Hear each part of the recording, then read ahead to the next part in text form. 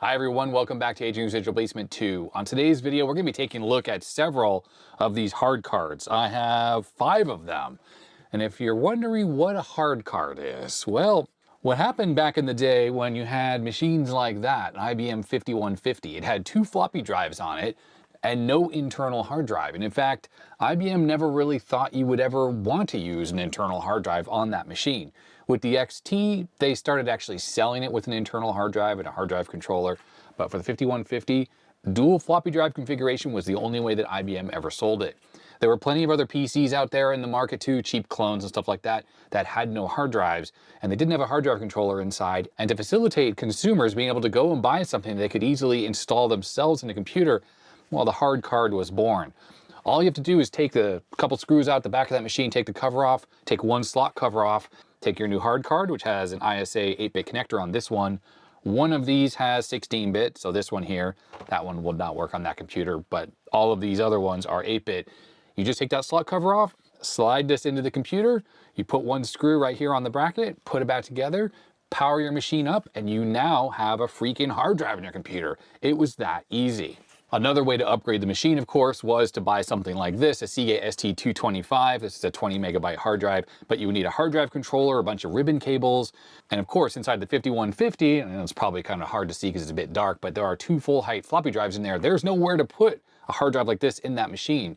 You'd have to take out one of those drives and then put this in place of it. And this is only a half-height drive. That computer only can accommodate full-height drives. Doesn't even have like screw holes to put 2 half-height things on top of each other. You'd need some adapter brackets if you wanted to put a half-height floppy drive and a hard drive in there.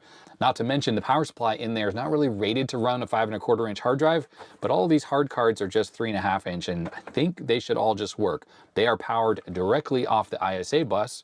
Notice there's no power connectors on any of these. And that means that you can just pop it in and be good to go. It's just way easier of an install process than this. Plus a hard drive card, cables, dealing with removing stuff and brackets and all that stuff. Just a real pain in the butt. I think these are just supposed to be plug and play and work. Now, as I mentioned, I have 5 of these to look at here. We have 2 of these plus hard cards. This Filecard, another Quantum Hardcard EZ. Quantum ended up buying Plus, and that's why it kind of looks similar. And then we have this 20 megabyte drive card. Most of the time, the hard drive that's on these, which are obviously just 3.5 inch hard drives, are custom made and aren't just standard interface. But it looks like this one actually is. So while you don't see any normal connections here, you flip this over, and you can see this is just a standard hard drive. Has a normal power connector. We have the edge connectors for the ST506 or MFM interface. This thing almost certainly uses. It could be RLL encoding, which just means it has higher capacity. And I guess if you take this thing apart, you could potentially use this controller card with any other hard drives like those Seagate ones that I just showed. Although the BIOS chip that's on here, even though it's got a little tape on here, might be hard-coded for the heads and cylinders that this particular hard drive has. Take a look at this label. Hard card, 20 megabyte, $200, was originally $700. When hard drives were coming out, and especially ones that were custom integrated things like this, they were costly. We're so used to storage costing so little, and 20 megabytes, you think one large photo on your phone is more than that. And that's the entire capacity of this. And it was $700 in whatever year this thing came out. And I gotta tell you, that's probably more like $1,500 to $2,000 in today's money. The next one to look at is the Filecard from Western Digital Corporation. This is actually a metal cover here. And that's kind of interesting. I think this is the head assembly here. There's this solenoid here to unlock those. Now the interface, we can tell here, is obviously custom because the only thing that's connecting to that looks like it's this row of pins here. So whether there's a ribbon cable or an edge connector, I don't know. But if we flip this over here, there's a connector here that would almost give us the idea that maybe, oh, there's the ribbon cable, by the way. Maybe you could have a second one of these that would connect to the same hard drive here. The only thing I could imagine is they sold a second hard drive that was cheaper. Maybe it didn't come with a controller card, but it still had the same bracket here, and then had a longer ribbon cable that would connect up to the board there. Also, you can see this expansion connector here and a couple of holes there. So obviously some kind of board could go on here to maybe add memory or something else. This will just connect to the ISA bus directly. So it's like plugging in another ISA slot And on machines like the IBM 5150, there were only 5 slots on that thing, and you're already using up one for your floppy drive, one for your video card, so there wasn't a whole bunch of expansion. So using one of these in there would take up another valuable expansion slot. If you need extra RAM, which you would, because those things hardly have any memory in them, and you need serial ports and whatnot, you're gonna run out really quickly. So I wouldn't be surprised if Western Digital, when they made this thing, then they offered up options you could plug into here. Might give you extra RAM or extra ports or whatever, things that you might lose by plugging this into the valuable ISA slot. Next up, we have a couple of these plus hard cards. So this will be 20 megabytes, and this other one here is a 40 megabyte version. You can see here that this Quantum Hardcard EZ is an 85 megabyte version, but the fact that it has 16-bit connector here means it's more designed to work with 286s. Now this one's completely enclosed, which is kind of interesting. Plus it has some switches up here. We'll have to see if we can find documentation for that. But inside of this is probably going to be something very similar to this with the hard drive itself, and it's a very low profile hard drive. In fact, compared to these other ones, the whole card is a lot thinner. And that just means that, well, I think you could really slot these in right next to each other like this inside an IBM PC XT, where the slots are closer together. The 5150 behind me there has a wider slot spacing. So those other thicker ones will definitely fit, parallel to each other, stacked up. But once you went to the XT, you had a lot less room, and these are obviously designed to fit. Now, one of the things that I found with these hard cards, at least these two, is they're not likely to work, and that's because inside of the hard drives here, if you take them apart, there were little bits of rubber bushings and things like that, and they have turned to goo. If you've watched like Tecmo's video and you see like the belts inside cassette players and things that have just turned to absolute goo, well, unfortunately, that's exactly what happens inside of this. And one of them is a bump stop for the head assembly, so it goes up and hits that, and it's parked right there. And of course, it is the most sticky, nasty glue possible, and it gets all over the inside of the drive, and the heads can't move. So we put these things in there into the machine and power them up, and we get like spinning hard drive, but no head assembly movement. It's almost certainly that problem. As for this later Quantum version, as I mentioned, Quantum bought Plus, which was the makers of these original ones, and I guess they started using their own hard drives on here. I'm not too sure. To be honest, I'm not too familiar with the 16-bit variant of these, because by the time 16-bit machines came out, like the IBM PC 5170, the first one with 16-bit slots, it had a hard drive like from the factory. I think you could buy it without maybe, but almost everyone bought it with. And any type of clone, 286s, 386s, and so on, you had a hard drive that came with it. And of course you could get IDE hard drives pretty inexpensively and stuff like that. So the whole point of this was, again, just for a very easy upgrade for consumers. So if they had a 5170, like their 286, then you could just open the cover, stick this in parallel, or it would operate in conjunction with the existing hard drive that's in there. So almost certainly the hard drive controller that's in here uses a different IO address than the standard IDE/MFM controller that was in the 5170 there, so it could coexist. That's my hunch, at least, and maybe these switches up here allow you to select the base IO, so you could have it operate as the primary drive or secondary or whatever. And really, on the original BIOS for that machine, 5170 and most 286s, 386s, they don't really support more than just primary and secondary drives on the main IO address, and that means that this thing would have to have a ROM chip on it. And we're gonna have to open this thing up, take a look inside.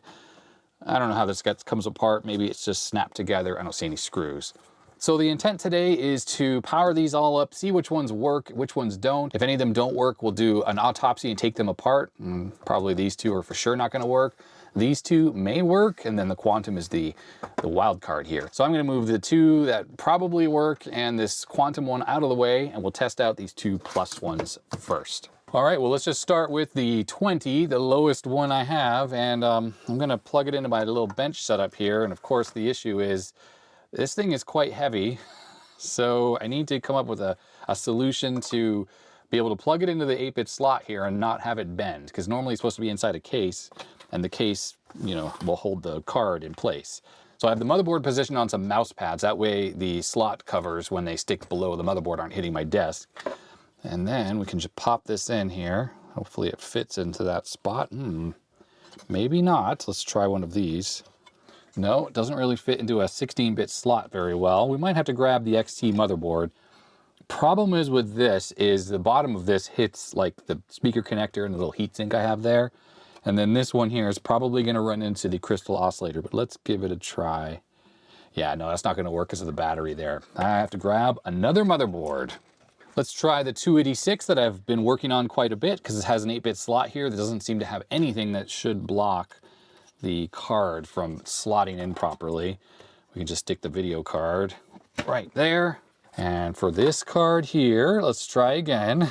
And I'm just gonna get this into the motherboard. Okay, it's in all the way. And then I'm gonna stick something under here to just sort of prop it up. There we go, that's the right height, that works. Okay, so it's in there. Look at that glistening in the camera there. Ooh, it's fancy. Make sure everything is ready to go. Yep, that's on. It's connected. Video, I just don't, oh yeah, keyboard is connected. It's just out of the way over here. Let's turn this on and see what happens. Hard drive is spinning up. Okay, actually sounds like it's working. What's not working is the video. Why not? Okay, I'm on the right thing. What happened here? Let's get the post card. Plug in the post analyzer card here. I just want to make sure that the power is getting to the motherboard. It is. What do I have wrong here? Do I have the wrong cable plugged in? Well, I have post codes. It's at 59 right now. I'm just going to take the hard drive out and we'll just make sure. Oh, it's really stuck in there. Come on. There we go. It was still spinning there. Let's just see if any difference. Let me plug the speaker in. Let's see if we have a beep code. Maybe everything is fine and I have a capture problem. What is happening here? What is happening? I was just using this motherboard and it was fine. And now it goes to 59 on the post analyzer card and that doesn't go anywhere from there. See, 59. What is happening? Okay, I gave the keyboard controller a little push. It was loose in the socket and now it's at 67. Let's try the video card again. And we'll switch back to the capture device. What's happening? What is happening? This video is not supposed to be about troubleshooting this board.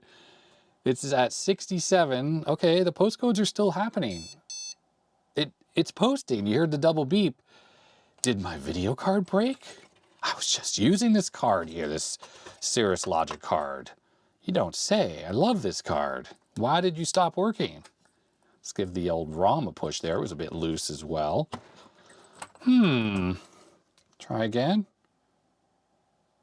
Oh, there we go. Wow, this chip was loose and the BIOS chip was loose. Very interesting there. Okay. Well, you never know when, it's one of the reasons why it's probably a good idea to test your capture setup if you're doing stuff like I am here, because you don't want to come a gutser, as Dave says. Dave Jones, that is. Here we go again. Let's plug in this behemoth of a card and get the little stress relief underneath it. Okay, here we go. So plugging in the card makes the computer not work? Oh, you know what? Okay. I'm telling you that was like a VGA beep. I'm taking this VGA card out. We're not gonna use this. Let's switch to another video card here. I don't know what's going on with that one. Maybe there's, who knows? Let's just move to something else, see if that makes a difference. Yeah, and it does. Okay. All right, so when you're using these cards, you do not set up anything in your BIOS if you have a 286 or newer. Hard drive types, it's not necessary. This has a ROM on it that should initialize the hard drive. And we should see it do something here. Yeah, so you see how it's kind of hanging right now? The ROM that's on here, which kind of sucks, doesn't just say, you know, plus hard card, is trying to initialize this hard drive. And while the hard drive sounds normal, like it spins up, and I heard it access it and whatnot, I think we're gonna get an error here. It will appear momentarily. Now, fortunately with these hard cards, when they're not working, we don't know for sure yet on this one, there isn't a lot of troubleshooting you can do. There's no schematics for these. It's not like you can switch out the drive for another one. It's just, they either work or they don't work. And most of the time, these plus cards don't work. And this thing, yeah, it's kind of sitting here. Now, if you have one of these drives and you want to use it, one of the issues is it's difficult to know what the base I/O of this hard card is. It's going to be something. And something like an XT IDE card or an XT CF card, it uses a base I/O and has a ROM. So you have to worry about the base I/O and the ROM address. If this is using a base I/O of say 300, that's commonly used for a bunch of other stuff, including that's the default on the XT IDE. And then the ROM location also matters. You need to make sure you don't have a conflict. If we actually got an error on here, we could try to boot into DOS, and then I could try to figure out what the ROM address is and stuff like that.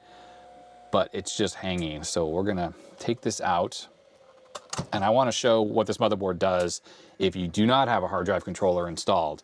And while we boot up, let's take a look to see, are there any jumpers on here or anything like that? That's the ROM chip right there. It's 27128. Actually, it's got two ROM chips. Very interesting.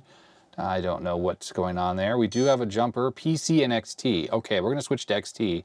So notice there we have diskette error. So the system's not booting, but at least, oh, I'm running out of battery. I just noticed this thing blinking here.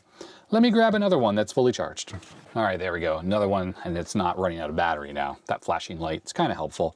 So take a look at this, PC and XT. Let's switch this to XT. I know this is not an XT, but that's closer to what an XT is. I don't know what that changes exactly. Not really seeing too much else on here to configure.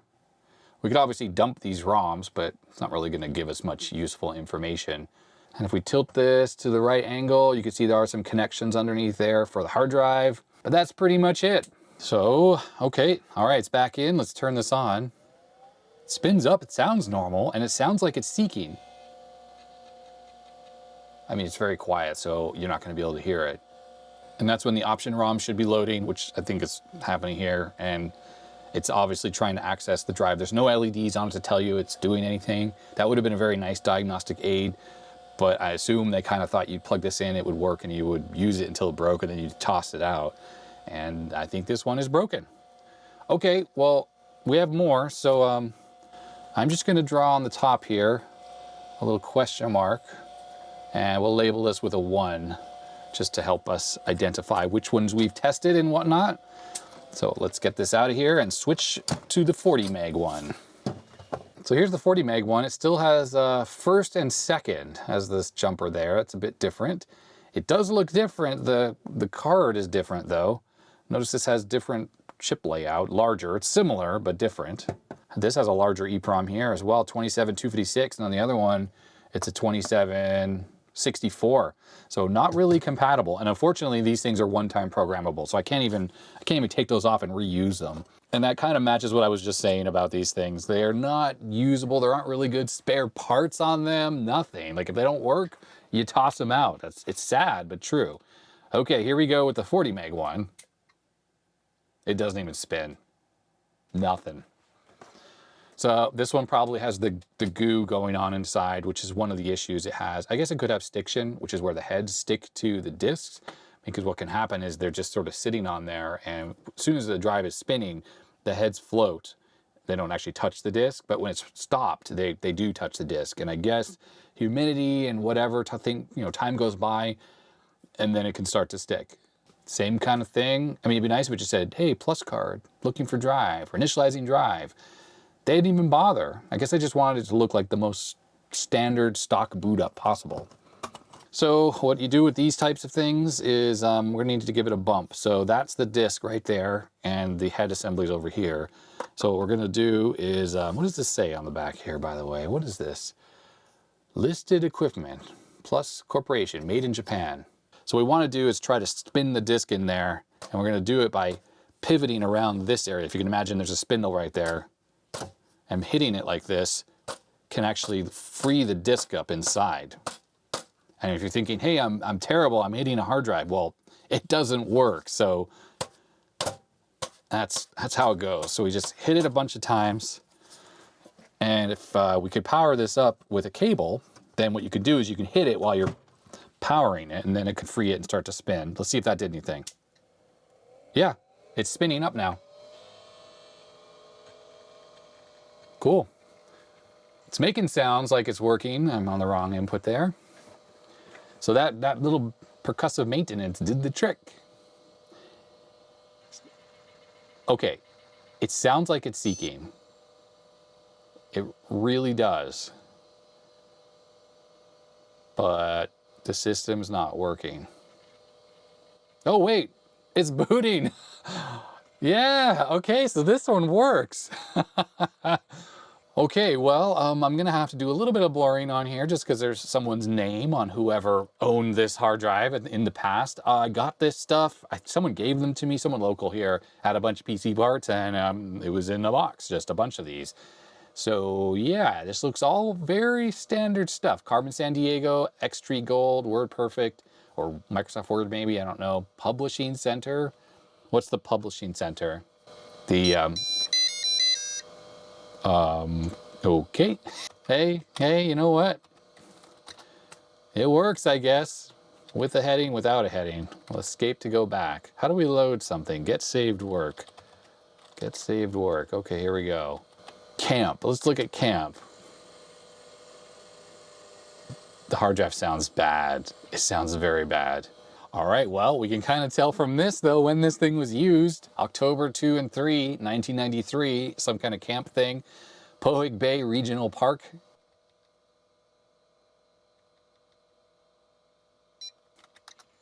That was cool. How do we get back to the menu, I wonder? That's weird. So it definitely worked on the auto exec. We can run that again. Oh, the drive sounds horrible right now. What? So the menu is broken now? I don't understand. Oh, the drive is dying probably.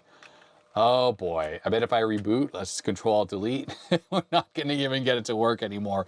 We're losing files. Yeah, something's going on with it because it was seeking, and it's very quiet, so I don't think the microphone picked up at all.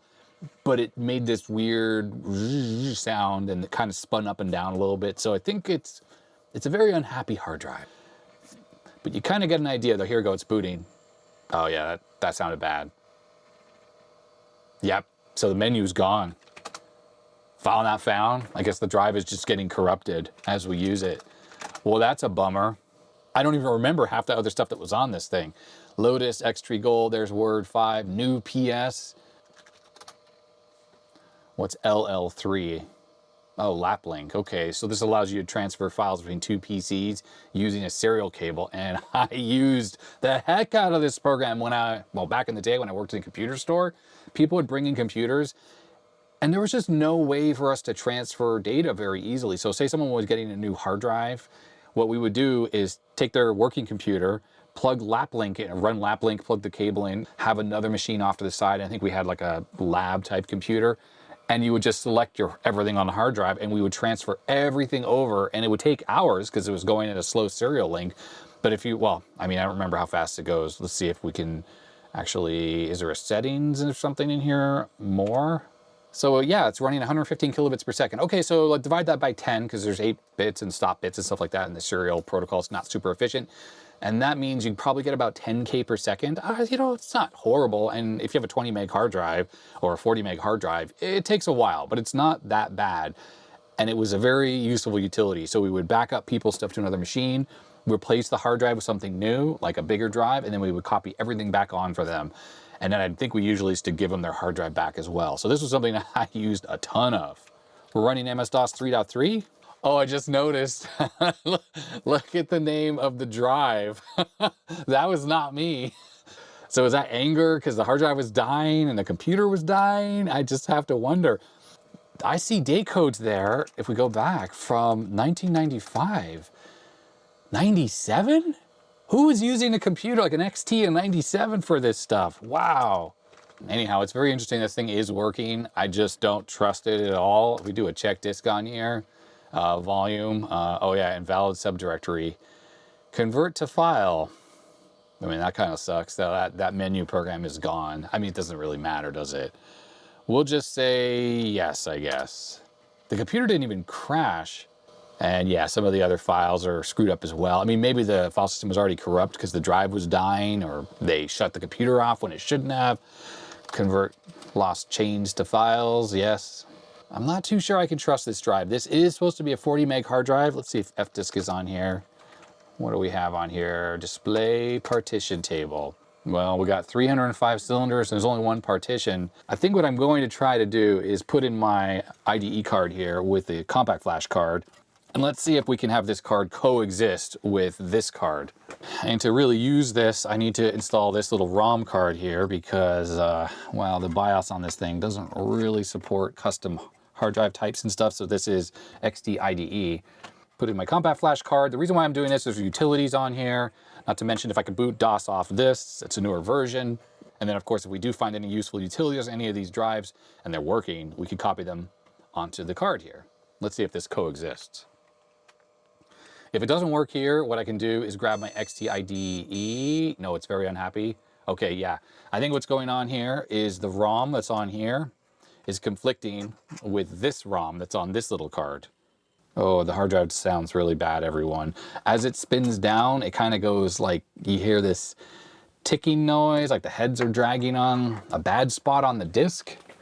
All right, let's try the XT IDE card, see if this can coexist with the hard drive.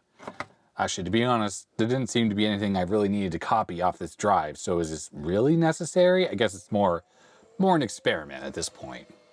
As I mentioned earlier, it's the base I/O of the hard drive controller and the XT IDE that could conflict. You can change that, you know, with the settings and stuff on the XT IDE, plus the ROM address. Nope. So this card has a little chart here. This is a 256 kilobit ROM here, and looks like it's probably set for C800, which is a very typical address for cards like that, like the hard drive controller there. So let's change it to the D0000, which is on, off, off, off. Okay, now let's see if that works with this in here. Because if it does, then I can put the full-size IDE controller card, this one, in there, and this should work. This is all the kind of stuff that people always complain about with PCs, you know, no plug and play, all IRQs, base IOs, ROM addresses. It is a little bit of a pain, but it is what it is. And if you just know what everything uses, we didn't get the beeps. I think it's gonna work. Oh, there it is, there's the XT IDE. Okay, cool, I'm just gonna power this down, and there's the IDE floppy controller in there. Now it should work.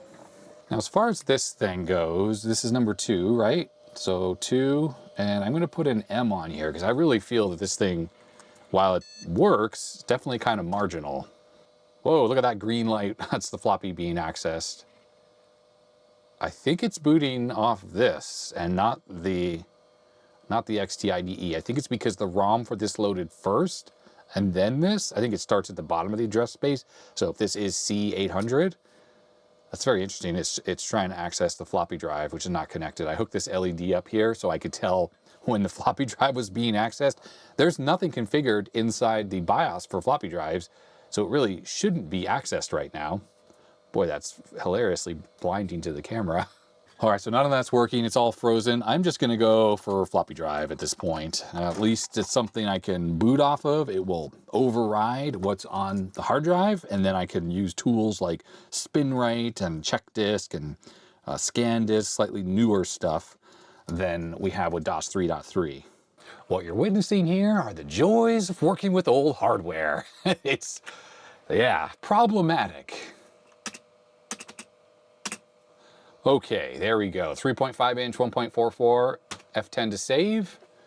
Now the hard drive BIOS is working. I heard it seeking, but it should be booting. Yeah, it's booting off the floppy disk. It's making weird noises. I think this disk drive doesn't work very well.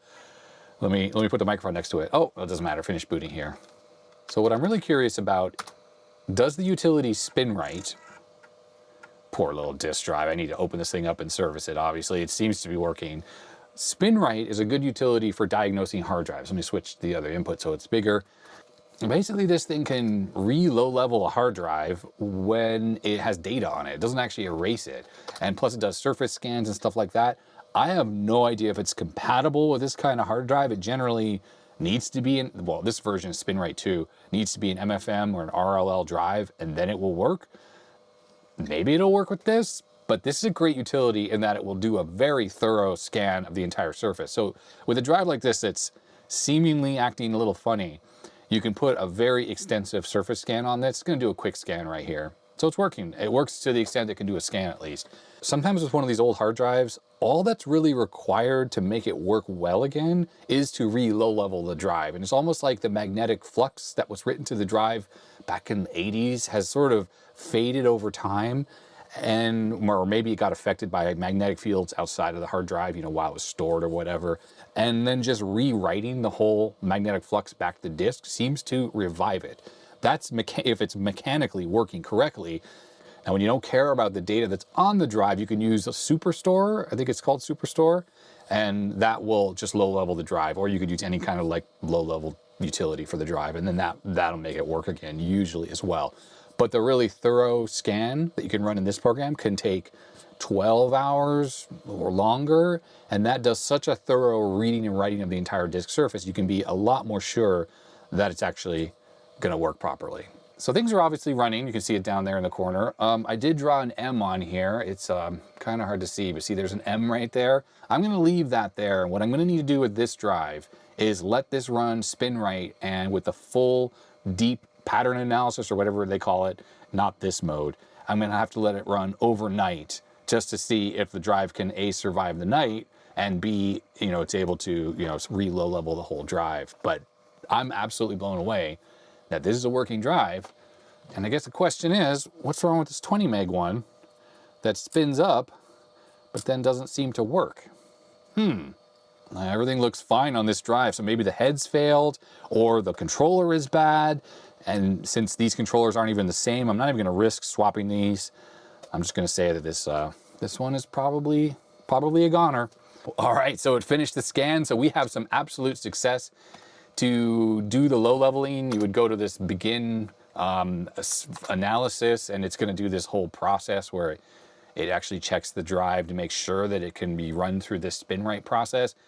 Even if it can't work here, all I need to do, because I don't really care about this data that's on here, is to low level the drive anyways, and I could just use another utility for that. Now, in case you are wondering, this spin right tool cannot, yeah, let me unplug the speaker here. We don't need to hear this. It's doing some mechanical tests here. SpinRite cannot low level a drive that's not formatted. If the drive doesn't have a working valid DOS partition, this program cannot work. So you would need to low level it and format it, like low level it with something else, fdisk it and format it first. Then you can run SpinRite on an empty hard drive and let it do the entire deep analysis. That deep analysis that this program does is far more thorough than a typical low-level program, which will just simply, you know, go through the whole drive as a low-level, do a quick verify, and then format in DOS does the same thing.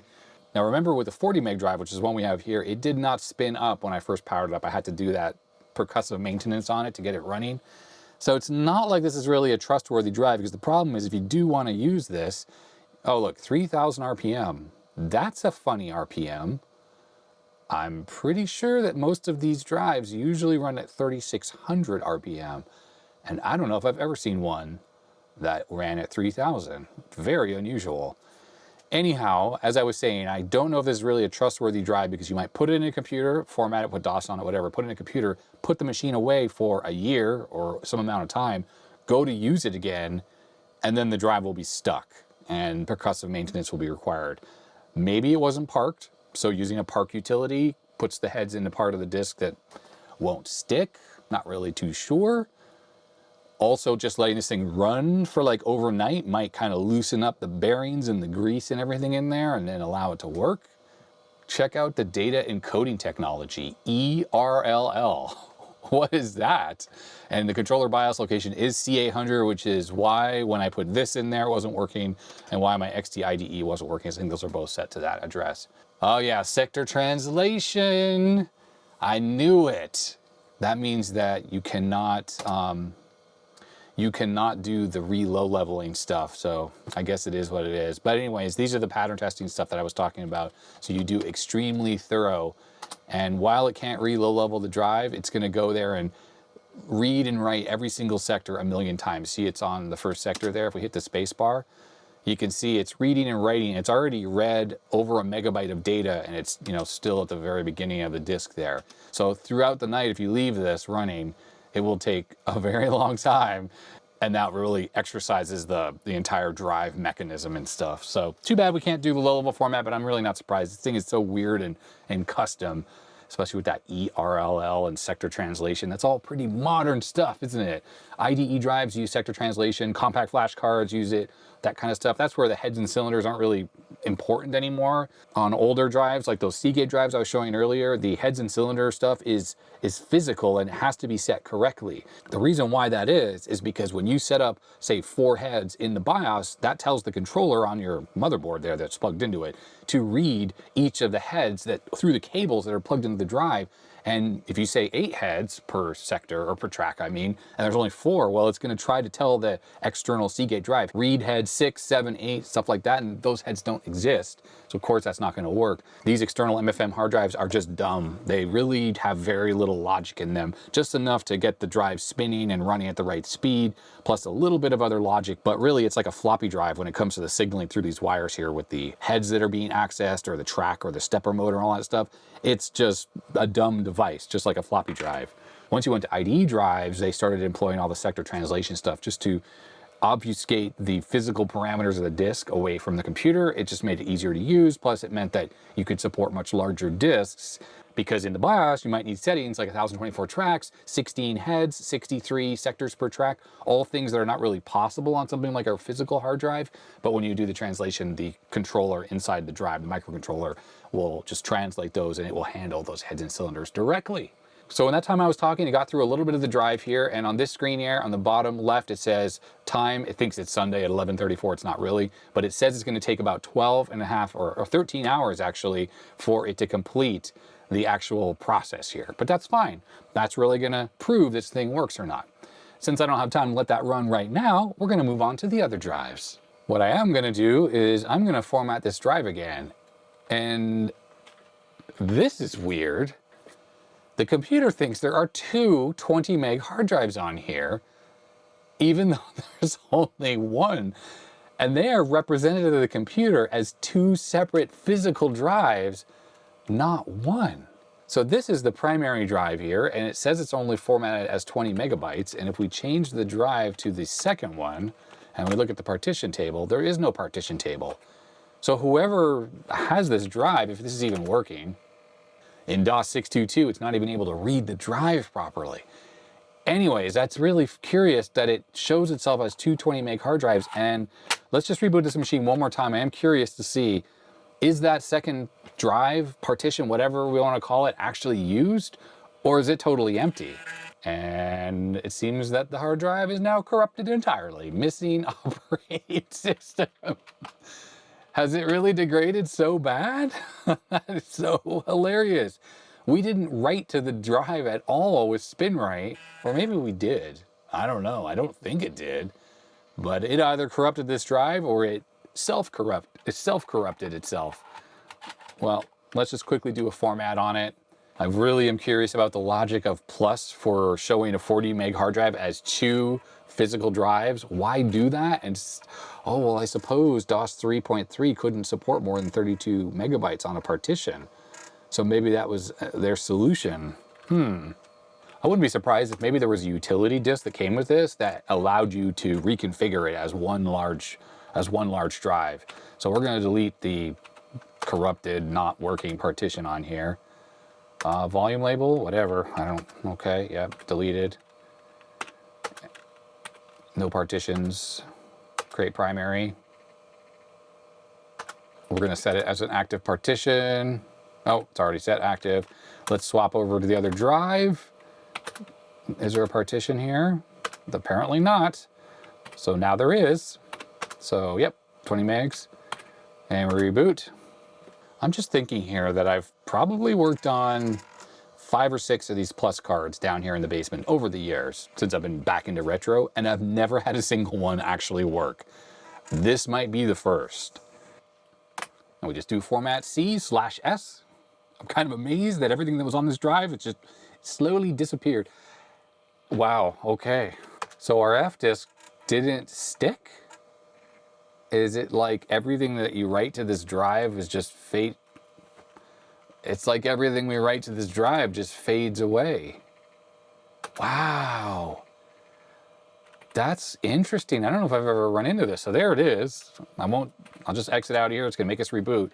Let's see if it's there once we reboot. I don't know if I can even low level this drive because it has all this weird sector translation. We can certainly try, but I don't know.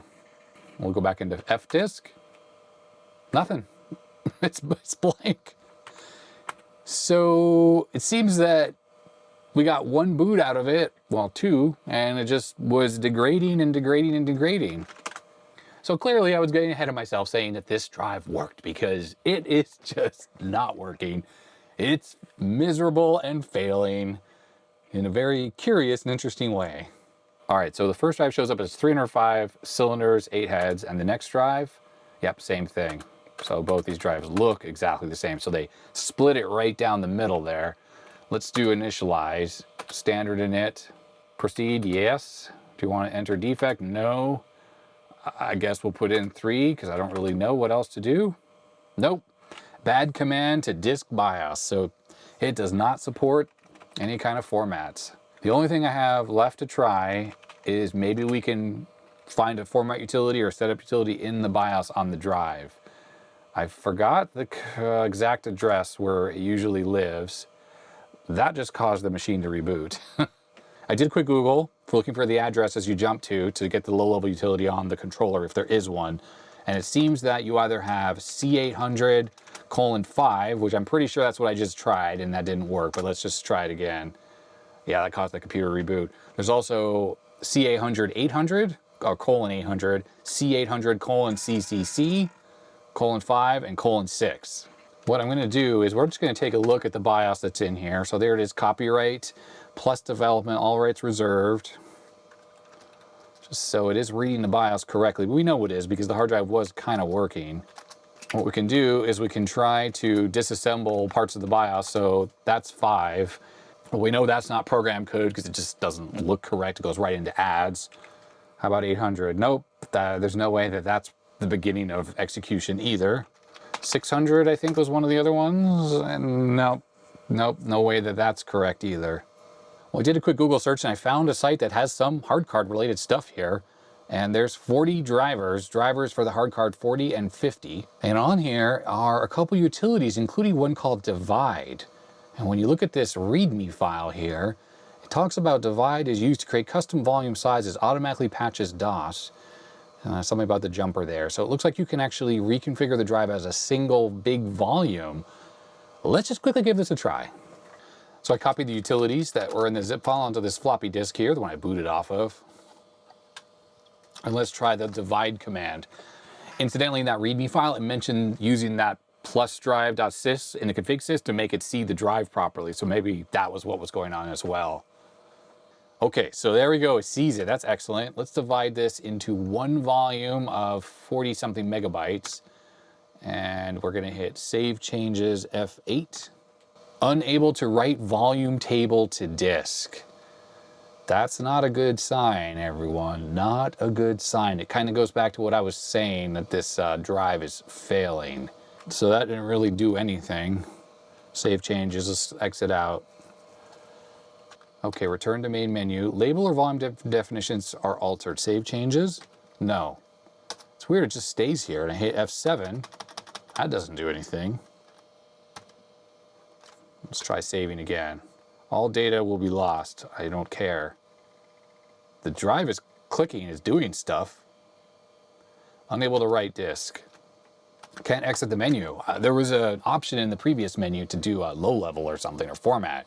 I was going to try that. Obviously, I think it's going to fail anyways. I think the drive has bit the bullet. I think is what's happened here.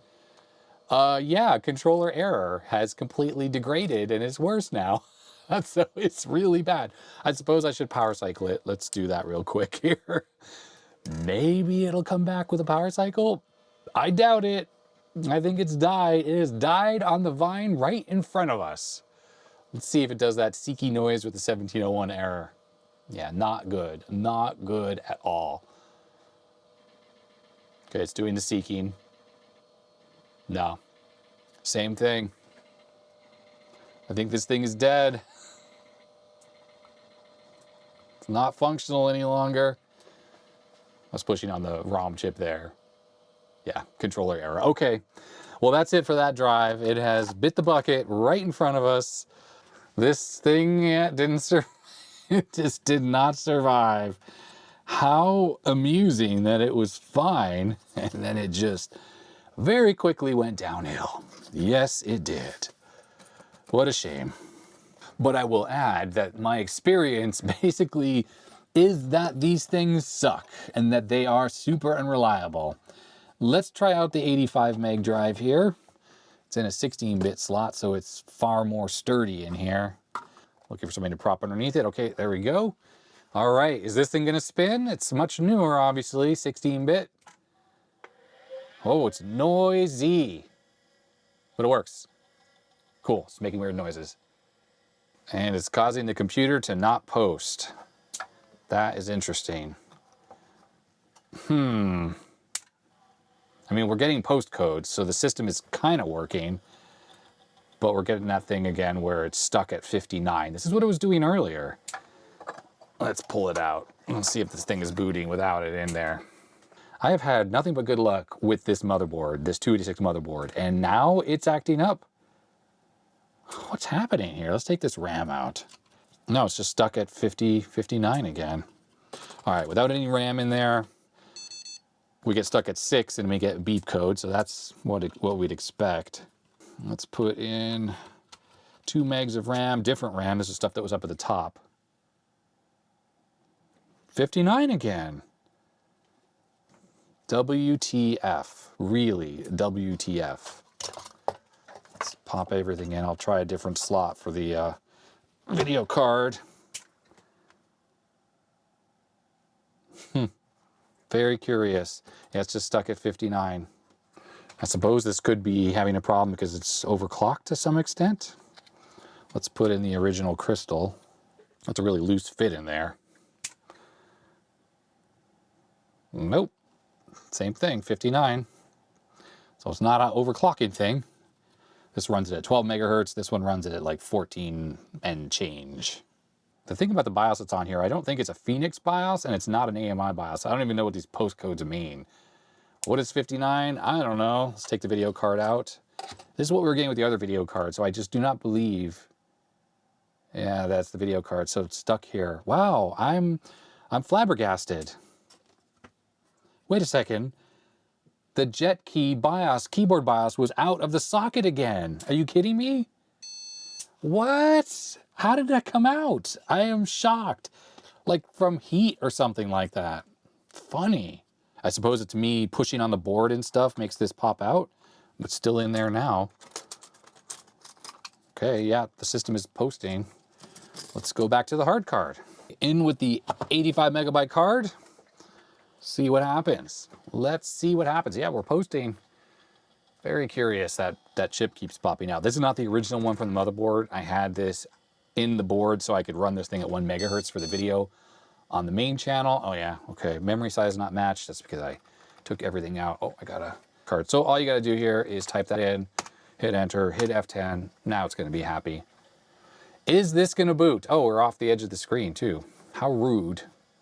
What I haven't heard is this hard drive make any seek noises. It's spinning. It's, it's definitely spinning. C drive. Whoa. So there's stuff on here. So we have Windows and WinWord. What's Windows? Some kind of Windows is on here. So this was a secondary drive in someone's computer. This was not their boot volume. 81 megabytes, it's fully formatted or whatever. So we can set it to the active partition. We will then sys it. Now it's booted up. I should be able to sys it if that's copied onto this floppy disk, which I think it is. Yeah, there it goes. No room on, okay, well, yeah, that happens because you need to sys it when it's empty because this command com and stuff has to go in a specific location, I think. I can't remember the exact details for that. So win.com has a date of 97, but everything else is 1992. So that implies to me that we're probably talking about Windows 3.11. And it looks like they had a DeskJet printer and not much going on here. So you can see WinWord was on the D partition. Remember I said that this was not used as a primary boot drive. And that's why even these 16-bit ones were cool because you could just plug them into your existing 286 or 386 and just add another hard drive without having to do cabling, worry about primary, secondary, and all that stuff. You just popped it in. There were some switch settings here, so you could probably have it coexist a little more easily. I think I saw when I was Googling for the other hard card, these dip switch settings where you could change the ROM BIOS location and I think the IRQ and stuff like that. All right, well, pretty boring stuff in here. Nothing really to report. So I think what we're gonna do is we're just gonna format this drive, and that should allow us to have a bootable drive. And we'll also see if this thing has any bad sectors, because we'll do a scan. Drive C, what? The disk cannot be unformatted. This is that silly thing that DOS 3.22 does with this unformat. It's still gonna do a scan of all the sectors though. While this does its thing, I'm gonna write a 3 on here, and I'm gonna put a tick mark. Actually have one working hard card so far. This is how they're supposed to work, not like those other 2 junk drives. While we wait for the other drive to format, let's take a look at this file card here. So there is a set of jumpers down here, a whole bunch of them. The main connector, I presume a secondary connector. Some type of a header there for maybe drive LED, not too sure.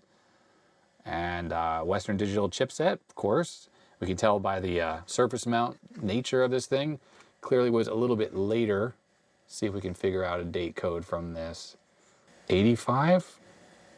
That seems weirdly 45th week for an entirely surface mount thing like this. I'm a bit skeptical. This is all pretty modern looking to be 1985. This says 85 as well. Were they just really ahead of the curve with surface mount? Maybe. This is from Western Digital here. And manufactured by Western Digital Corporation, Irvine, California. Made in USA. Model number WD10 IFC. IFC it looks like. All right, well this formatted, that is cool. We have no bad sectors. Well, I guess we'll find out in a second, but yeah, no bad sectors. Totally works. So I'll just copy everything that's here onto the C drive, just so there's a little bit of something on there. We don't need to overwrite command.com, that was already copied. Now my presumption is if we open this thing up, this hard drive, it's just gonna be a normal quantum type 3.5-inch hard drive in there and some Plus branded controller card of some kind. And we can take a look at the hard drive speed with this little utility here, which I just copied onto it, 570K per second.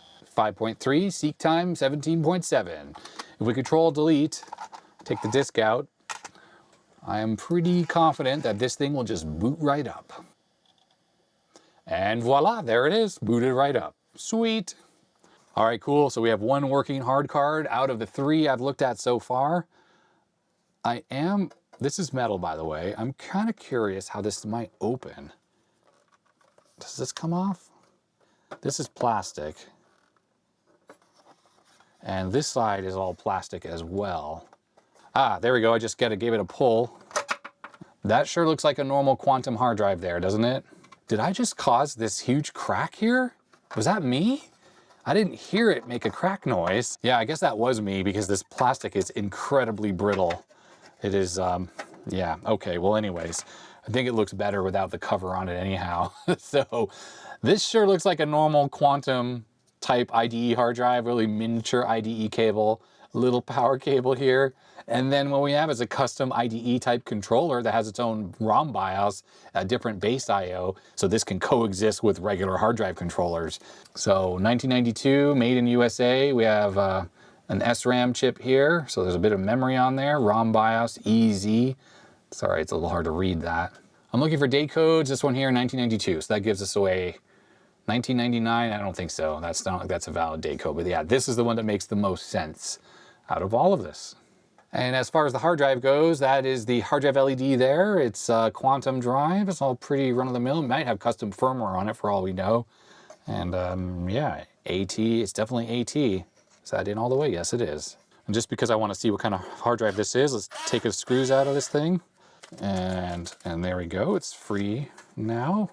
And there is some kind of like plastic cover on here, which I can get rid of. I don't think we need it any longer. And the drive has this kind of shielding on it here. Let's just get rid of that. We don't need it anymore either. And there it is, a Quantum Pro Drive ELS. Nice. Very nice. And I don't need any of that plastic that was on there. I can just put this thing back together just like this. And what's cool about this kind of thing, as I mentioned, is you could pop this in a computer and it can coexist with another hard drive. And that's pretty cool. Now that we have things like XT-IDE, you can plug these in as well and they can coexist with hard drives. So you're trying to copy files on and off. But this is just another way to do that. Seems pretty cool. All right, in with the Filecard. This thing is a beast. It's very heavy. So I'm going to definitely have to prop this up. So it goes into the 8-bit slot with difficulty. There it goes.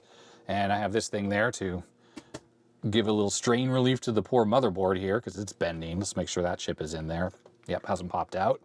And here we go. Is it going to fly or is it going to fry? No spinning. It made a noise, but we might have to do the percussive maintenance on it. I'm waiting for the BIOS 1701. It immediately gave us an error. That's the generic hard drive error.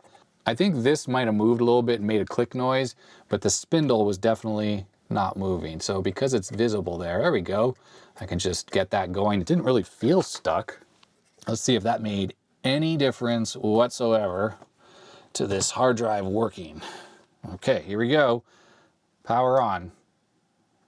Nothing. Made a click noise. It's not even trying to spin. Well, that's disappointing. That's an immediate fail. So this is going to be an autopsy one. Obviously, the disk isn't stuck. So the fact that it's not spinning, but it's making a click noise means that that solenoid is operating. There's power, but it's not even trying to spin. And I really don't think this has anything to do with anything. I think this is the head stepper. Yep. And you really shouldn't move it while the disk isn't spinning, which is what I'm doing right now. Well, it's in a locked position now. That's interesting. That's probably the correct position for the head parking, to be honest. And I think this just keeps it from moving with any kind of shock while this thing's not being used. We'll just try it one more time. Is there anything on here that's like worth pushing on? No, I mean, the jumpers are all in place. I can't imagine there's a jumper that says don't spin. Not on something as old as this. Oh, I noticed here that I knocked the clock crystal out of the board. That doesn't matter for the spinning. Still not spinning. Of course, the computer's not posting now. This fell out. I'm beating up this poor motherboard, knocking chips out and things are falling out and blaming it for all sorts of things.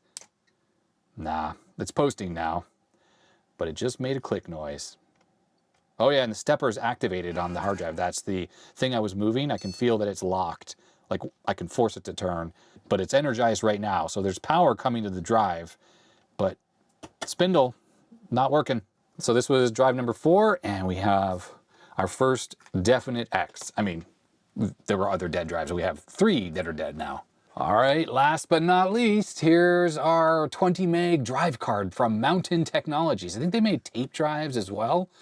And this is an old beast of a hard drive here. I wonder who made this. If you recognize this, let me know. But it's got the old stepper motor for the head. These often get jammed up. It has a solenoid to lock this in place when it's off like it is here. We have a warranty void seal there. Do not open the cover. Yep, bad, bad, bad. This thing is normal when it comes to the hard drive connector. Look at that zip tie there. Isn't that pretty hilarious? Don't know what the deal is with that. Normal MFM hard drive. Ah, look at that. Is this actually a hard drive that they made? Model number? Look at that long string of digits there. Maybe they did make it. Who knows? Or they just rebadged someone else's drive. Now, looking at this a little more closely, absolutely, it supports a second hard drive. You can see right away, this is an Omni controller. It's got the Z80 or Z8 microcontroller here. So I think this is kind of like a system on a chip. We have some static RAM here, so that's probably for this. Sometimes the RAM is built into these, but that's a 6116 SRAM, as is this.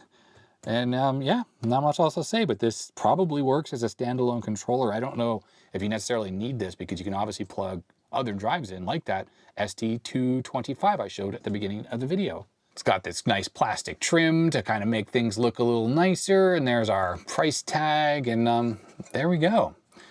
Let's see if this thing works. With old MFM hard drives like what's on here, it's really quite hit and miss. And wow, this thing is very heavy, and that thing was too big. Let's try this. That's better. Wow, Do not break your slot on the motherboard. Normally you need to have this in, and it slots into the front of the case right here, so that kind of holds it all together. All right, let's see. Is it gonna fly or is it gonna fry?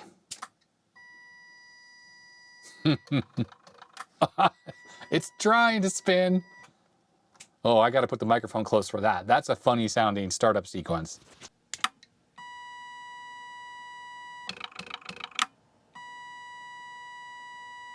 So what happened there is the drive has stiction, kind of like that one quantum drive or the plus one that wasn't starting. It was trying to seek a little bit there, and it was trying to do a little sequence to get the drive spinning, but it did give up after 2 attempts. So I guess we're gonna have to do some more percussive maintenance. Looks like I can get this cover off, and that might give us some kind of access to the drive. I removed the little plastic screws on here. You know what? Looks like the metal structure of the card ends here, and it's just the plastic that holds the drive and holds it into the front of the case. So taking it off any further is not really going to benefit us. All right, so the spindle is there. Let's do the old percussive maintenance here. I'll hit it from over here. So you just hold it where it's going to pivot around the center of the spindle, and then you just bump it. And that might have done the trick. Let's see what that did, if anything. Oh yeah, it's spinning up. So percussive maintenance to the rescue again. It's not a good sign. It's just doing nothing here. Non-system disk. Well, it sounded like it seeked, to be honest. Could be that it's just not formatted. Maybe whoever retired this thing erased it first, which is the right thing to do, to be honest. I don't really like to find people's personal data on old hard drives. Let's look at the C drive. Okay, so this might have been a secondary drive as well, not a boot drive anyways. Hardcard, no data. D drive, nope. Okay, let's check F disk here for, 20 megabytes, hardcard. Well, this drive most likely is gonna work. Format C/S/U, I think for unconditional. Problem is we know this drive, like that quantum drive, has stiction. Not the quantum drive that was working, the plus card, sorry, the plus 20, I think, or was the plus 40? I forgot. Whichever one it was that had stiction. The problem is, I've found that once a drive has stiction, it will never work properly again. And that really just means it will work for a while, but then you go to use it in a year and it won't start up. And if it's inside a computer, it's a real pain in the butt because you have to kind of take it out and give it that percussive maintenance to get it running again. Now, the interesting thing about this drive is I'm pretty sure it's just a standard MFM drive. It means you could take it out of this entire hard card thing and put it in a regular computer with a standard controller and ribbon cables and everything, and you don't have to use it in this configuration. That doesn't take away from the fact that this old hard drive has stiction and it will never go away. It will always be a problem. Thinking back to my days at a computer store back in the 90s, early 90s, I remember even then we used to get machines with these hard drives, these Seagate drives, and they had stiction. And that's where I really learned that whole percussive maintenance thing, to get them spinning again by giving them a good whack on the side. And once they spin, it was good enough for us to get the data off using lap link, that tool we saw earlier. And then we would retire the drive. And of course, by the early 90s, these types of MFM hard drives, who was using these anymore? And you could get much more better modern cards. Stiction was a problem back then. And I always found that the drives were just not trustworthy when they had stiction. And I've had plenty of drives come through here in the basement that had stiction. And if I got them going again, and then I put them on the shelf for a while, and I have a bunch of older drives up there, is that they would not work again when I went to go use them in the future. So they're not really that usable in that regard. Question is, who exactly is using MFM type hard drives? I don't like to. I have machines with spinning hard drives in them, but they're much newer IDE type drives with fluid bearings and stuff like that. I'm not a big fan of the noise of these drives, and I know a lot of people do have nostalgia for it. It's cool to hear, I like to hear it, but I also don't like to deal with the reliability issues that come with them. So with this drive, it obviously works, but I'm gonna write that it has stiction on it, just so when someone goes to use it, they know, beware of the possible stiction issues. But at least it can give you some of those warm feels from the sound of this thing. It does have that cool old sound. but it's almost done with the format process. We'll see here if it has any bad sectors marked to it. I did format /S/U, so then I'll copy what's on the disk onto it. So whoever the next owner of this thing is, they will be able to boot it, which is kind of handy. If you have a machine that doesn't boot, just pop this in. That's not good. I don't know what happened there. I guess we could try copying some files onto here. Okay, so what happened there? So it's copying to the hard drive. Let's stop this. So it's copying to the drive. It's not copying to the drive. I spoke too soon with this one as well.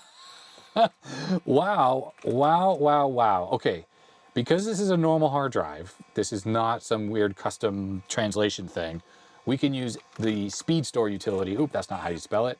We can use speed store to low level this drive, and that will probably bring it back, I bet. So we'll do initialize, and we'll do standard init. And I'm gonna say proceed with standard, yes. Do we have defects? Nope, we don't know them. I don't know what the interleaf should be, so we'll do 3. And this will take around 4 minutes. Interesting is it doesn't show the heads and cylinders. So I think what it's doing is it's talking directly to the BIOS that's on the controller here, this Omti BIOS, and it's actually handling the low level format. This problem though is what I alluded to earlier when it comes to the Seagate ST225s and other MFM ST506 type drives, is a lot of times when they sit a long time, the low level format that's on there just sort of fades away, and often to get them working again, all you got to do is low level format them. And if it's able to write to the disk, I mean, it still could be bad here, but if it's able to write to the disk properly, then we will actually get a working drive. There is definitely a chance though that the circuitry on the drive itself that writes to the disk, like the head amplifiers or whatever, is bad. And maybe it's able to kind of read the disk, but not able to write to it. It's almost like it becomes write protected. And in that case, we'll never get this thing working again. Now, we could have a problem on the controller as well, because it generates the write signal that goes to the drive, and maybe it's not doing that, but I'd put the chance of the controller being the problem at a fraction of a percent, and it's almost certainly the hard drive if this low-level format fails and it's not able to write to the disk. All right, initialization complete. But did it work? We don't know. What you can do is you can go to Partition Manager, and we can actually create a partition in here. We're gonna make the largest partition possible, which is 20 megabytes, and it says boot active, and we can even format it in here, which is kind of nice. Proceed with format, yes. See what happens. All right, there we go, format complete. We're gonna need to reboot though, because we did format the drive, and this is actually a good test, because if it is able to see the partition table after, not like that other drive where we'd like fdisk it, and then it would just be blank again. Hopefully that's not the case with this, and we can actually have 2 working drives out of the 5 hard cards that I've looked at today. DIRC, invalid drive specification. You gotta be kidding me. You gotta be kidding me.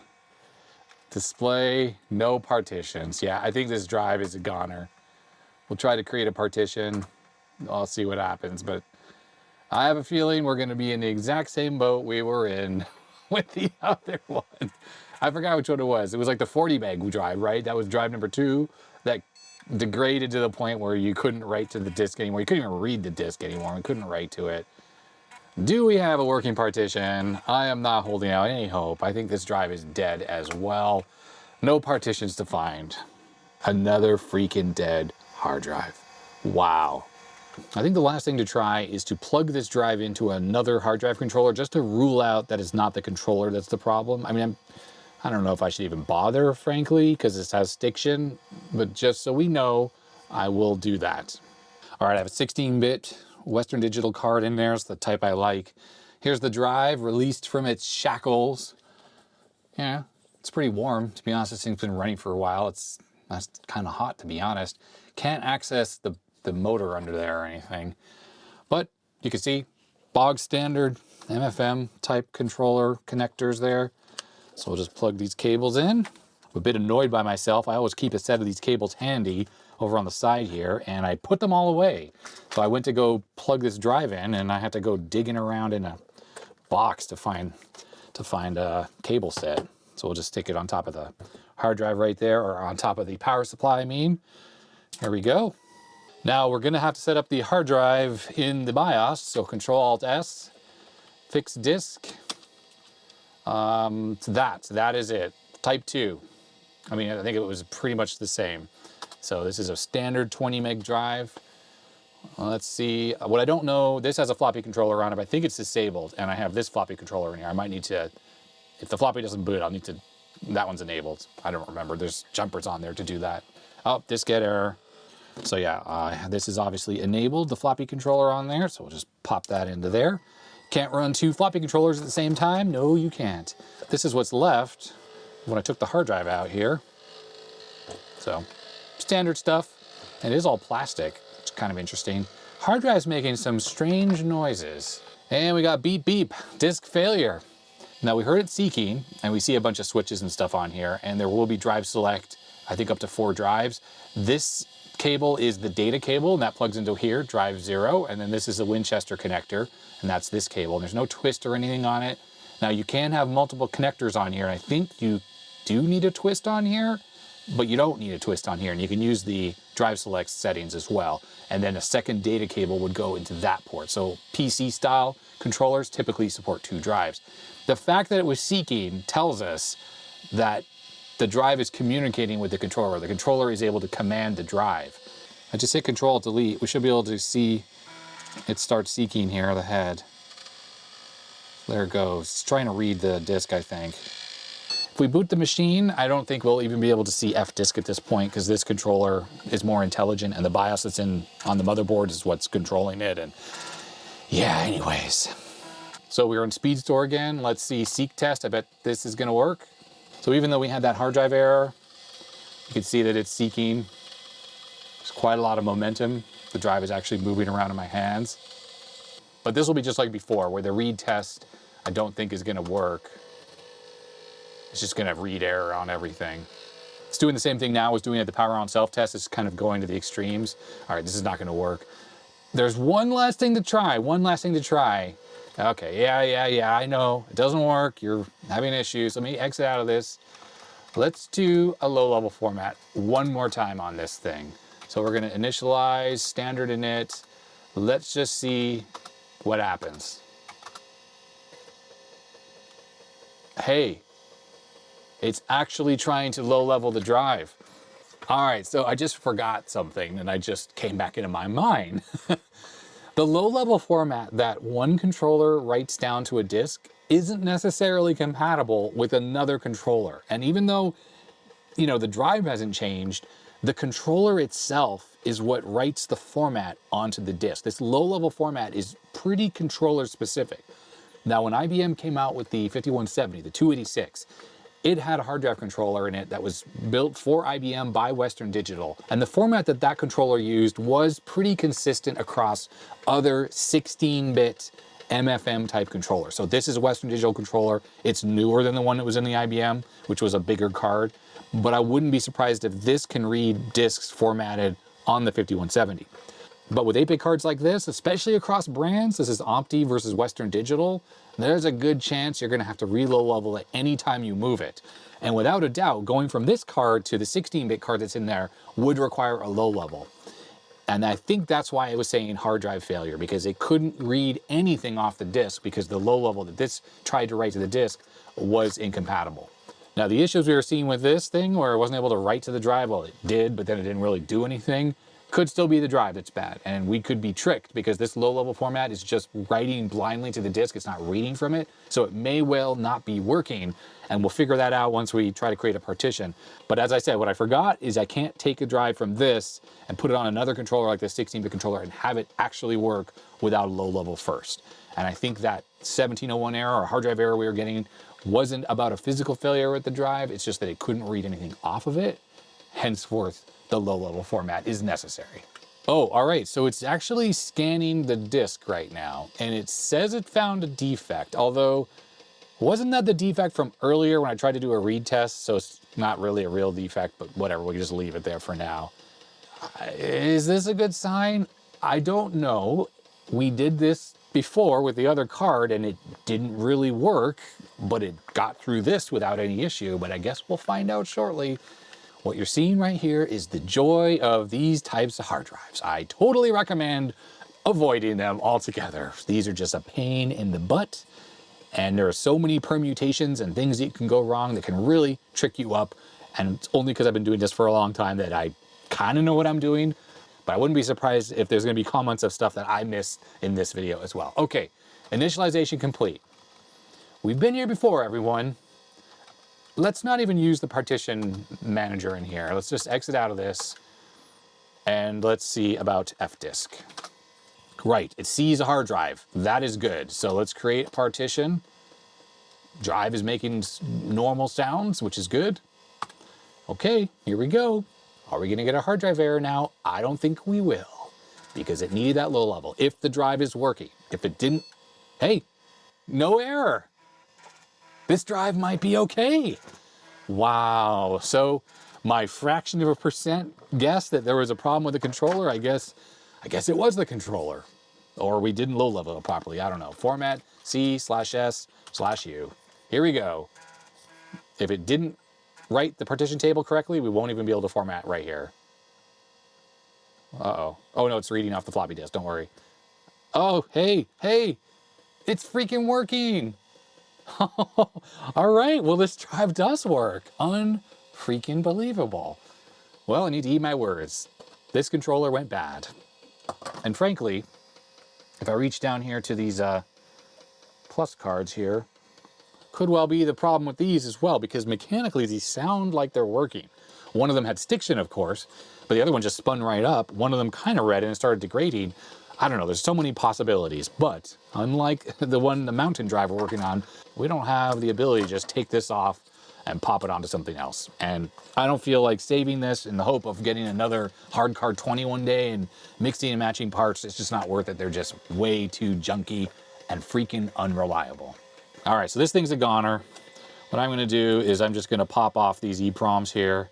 Might as well save these. Well, they're not bad. Well, I don't think they're bad. It seemed to be initializing the drive correctly.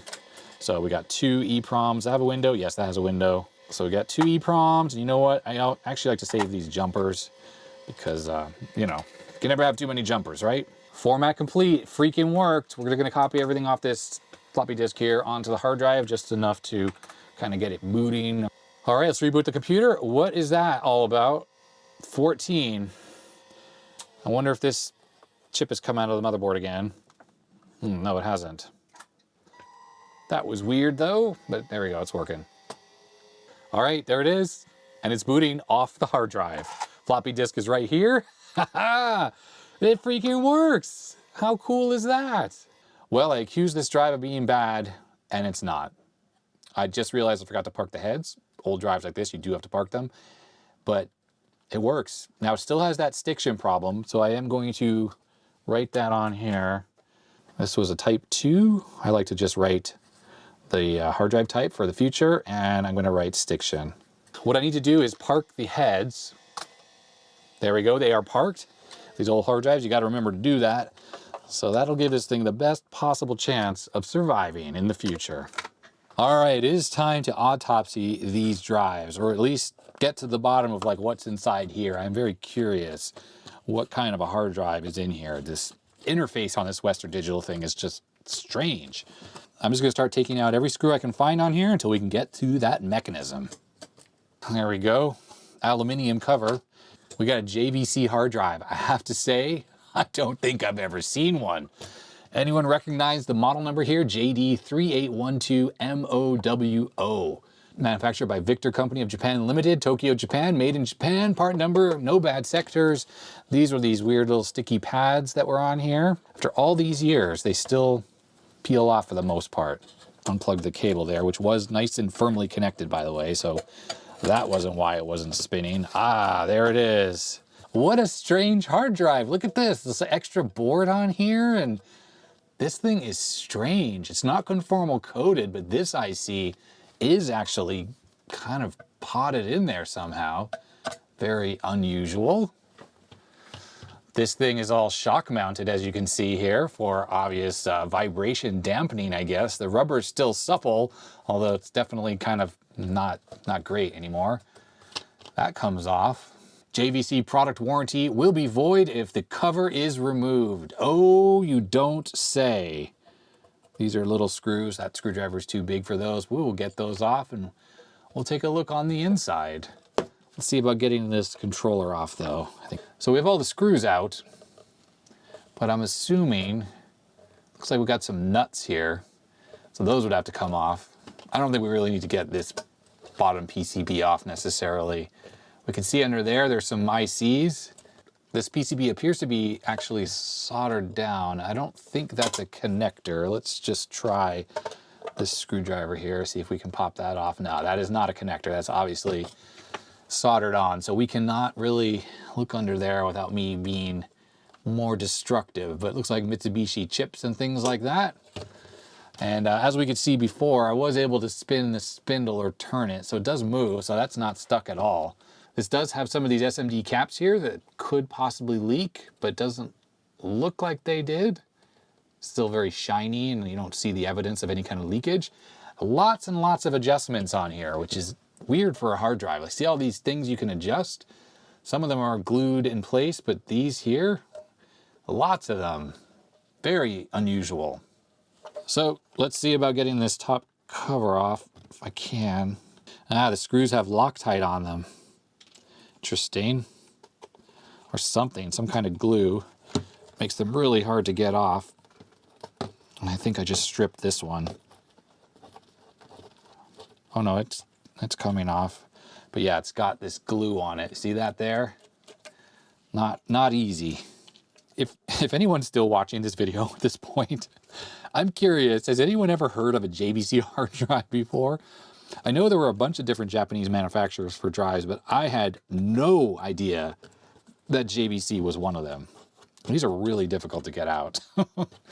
Yeah, this hard drive does not want to be disassembled. I still haven't even gotten to the ones under the sticker there. We'll have to cut that off. But yeah, JVC. Did Panasonic make hard drives? Did Sony make hard drives? I mean, did all the Japanese companies try their hand at manufacturing storage devices? Uh-oh. There we go. It was starting to strip there. Okay, what about under here? What is this? Is this like a vent or something? This sticker is very, very well held on. What? It turned? Almost feel like that's a plug. Oh, look, it was a plug. It popped right off. So we can see inside the drive there. Okay, now I need to figure out if anything else is holding this cover on. I really feel like these nuts here might need to come off. Let's see. Oh yeah, look at that. Well, that'll probably free up the PCB. Oops, I just hit that tantalum cap. Sorry. Nope, okay. Well, let's see about this. Whoa! That was unexpected. I have never seen the PCB itself. I've never seen it where the PCB is the bottom cover. That actually explains this. I saw these vias here that have this glue on them, and I wondered about that. That's because it actually goes through to the other side. What strange construction is this, honestly? So I don't think I had to take out any of those screws at all. It was this like gasket here that they held on. Oh, weird. All right, well, and you can see that the drive spins without any issue. It's got no stiction. And then let's move this little stepper thing here. There we go. It's like a linear kind of mechanism that instead of the head moving like this, it just moves back and forth. I mean, everything looks really good. We just had some kind of a failure. Maybe we had a cap go back. I mean, there are freaking caps on the inside here. Look, there's only one platter. That's surprising. There is so much about this that I'm shocked about. So yeah, recap your hard drive by opening it up in a clean room so you can get to the capacitors here. Everything about this seems so strange. PCB as the bottom, all these analog adjustments, circuits on the inside of the drive, including a whole bunch of surface mount caps. Look at them all down there.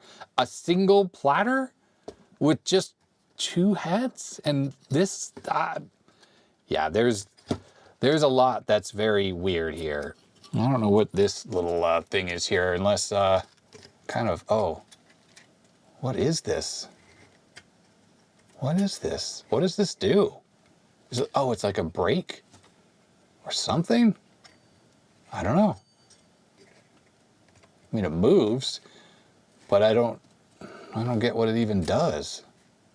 Weird. Well, there you go. A JVC hard drive. Pretty strange construction. The hard drive, my camera just ran out of battery. So if anyone's ever seen anything like this, I'd be super curious. I'm not gonna take this apart any further because this is so strange. I need to keep this complete like this. This is just wild, absolutely wild. Well, I think the battery running out on this camera was a sign. This video is way too long. We still have these broken hard drives to take apart. If anyone really wants to see inside of these, let me know. I think I've already taken apart a couple of these on the channel before, a number of years ago, and they had the gooey stuff on the inside. I guess I'd like to know if there would be goo inside these. I mean, they mechanically seem to be working, so I don't think that's the case, but who knows? But yeah, let me know if that's something you'd be interested in. But so out of all of that, we had one working ST506 hard drive that works outside of the original controller. So that's kind of cool. It's got stiction, but maybe it'll be fine after I run it a while. And then we have this Quantum 85 megabyte 16-bit hard card that does work, and that's because it's a standard IDE hard drive. But things were getting way more reliable by the time this came out. And I have to say, I find that these Pro drives are pretty reliable. You find these in SCSI variants and in Macs and all sorts of stuff, and they generally work well. They're kind of noisy, but they work. And that's kind of cool. What a strange contraption this is. And yeah, I don't mind that the plastic's gone. Anyhow, there it is. That's it for this video. If you enjoyed it, I'd appreciate a thumbs up. But if you didn't, you know what to do. And huge thanks to my patrons. Names are scrolling up the side of the screen. And if you enjoy this kind of meandering video like I did here, you know, let me know in the comments. If you hated it, let me know as well. This is just me going through my stuff, which I have to kind of do, which is why these videos end up on the second channel. So thanks to my patrons, and yeah, that's pretty much it. So stay healthy, stay safe. I'll see you next time. Bye.